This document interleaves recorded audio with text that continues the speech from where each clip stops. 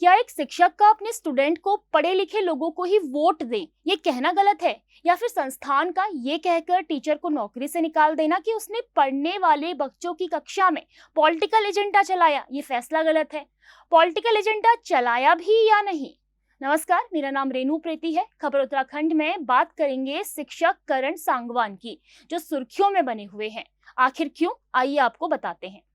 Screen पर दिख रही ये तस्वीर है शिक्षक करण सांगवान की, जो अनअकैडमी में पढ़ाते थे। एक कक्षा के दौरान इन्होंने अपने छात्रों से शिक्षित लोगों को ही वोट देने की बात कही, तो अनअकैडमी ने इन्हें नौकरी से ये कहकर निकाल दिया कि क्लासरूम व्यक्तिगत राय और विचार साझा करने की जगह नहीं है और करण सांगवान ने हमारे शिक्षण संस्थान की आचार संहिता का उल्लंघन किया है, इसलिए हमें उनसे अलग होना पड़ रहा है। शिक्षक को नौकरी से निकालने के बाद से लगातार वो सुर्खियों में बने हुए हैं। तमाम गलियारों से कई तरह की प्रतिक्रिया इस मामले पर सामने आई है। दिल्ली के सीएम अरविंद केजरीवाल ने भी अनअकैडमी पर हैरानी जताई और कहा कि क्या लोगों को शिक्षित व्यक्ति को वोट दे कहना अपराध है? उन्होंने कहा कि यदि कोई व्यक्ति अनपढ़ है, मैं उसका व्यक्तिगत तौर पर सम्मान करता हूं, लेकिन जनप्रतिनिधि अनपढ़ नहीं हो सकते। ये साइंस और टेक्नोलॉजी का जमाना है। 21वीं सदी के आधुनिक भारत का निर्माण अनपढ़ जनप्रतिनिधि कभी नहीं कर सकते।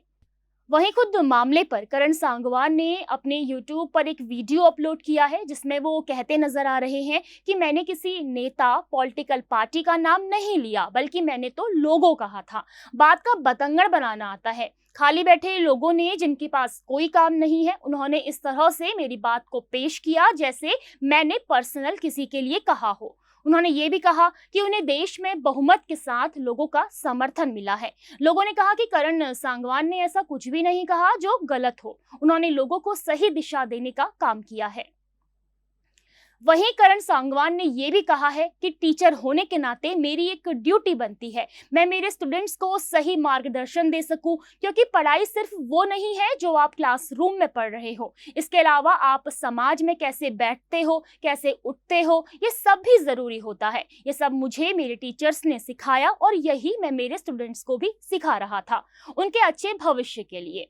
बता दें कि अनअकैडमी जहां करण सांगवान पढ़ाते थे, उन्होंने करण सांगवान पर आरोप लगाया कि उन्होंने अनअकैडमी के कोड ऑफ कंडक्ट का उल्लंघन किया है।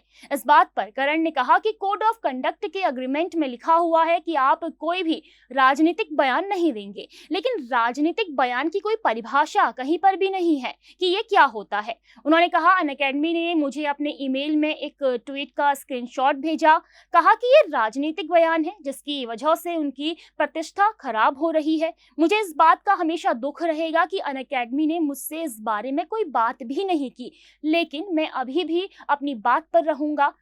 मैं आगे भी स्टूडेंट्स को यही बात कहूंगा कि आप पढ़े लिखे इंसान को चुनें, क्योंकि शिक्षा सबकी जिंदगी में एक जरूरी भूमिका निभाती है। बता दें आपको, देश में चर्चा का विषय बने करण सांगवान हरियाणा के रहने वाले हैं, जिन्होंने क्रिमिनल लॉ में LLM किया है। करण सांगवान 7 साल से भी ज्यादा समय से बतौर शिक्षक अपनी सेवाएं दे रहे हैं।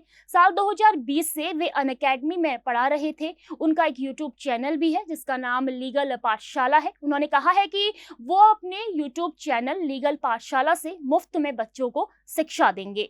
आपको क्या लगता है, क्या करण सांगवान का पढ़े लिखे लोगों को ही वोट देने की अपील छात्रों से करना सही है या गलत? हमें अपनी प्रतिक्रिया जरूर दें। नमस्कार।